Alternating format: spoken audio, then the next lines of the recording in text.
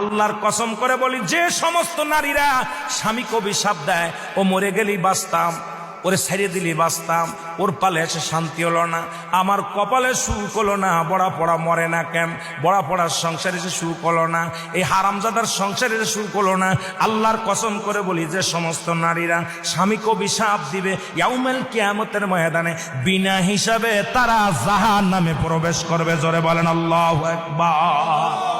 আমার মারা যারা মাইকের আওয়াজ শোনেন, শুনে নেন, যত আপনার নামাজ, আপনার রোজা, আপনার হজ সবকিছু বরবাদ হয়ে যাবে যারা স্বামীকে লানত করবেন, স্বামীকে যারা অভিশাপ করবেন, স্বামীর বিরুদ্ধে অভিযোগ করবেন, স্বামীর প্রশংসা করবেন। আল্লাহর দরবারে আপনি নেকি পাবেন, আল্লাহর দরবারে নফল বন্দেগী পাবেন। সারা রাত পরে আপনি ইবাদত করেছেন, আর একবার বলেন, আপনার মার কাছে বলেন,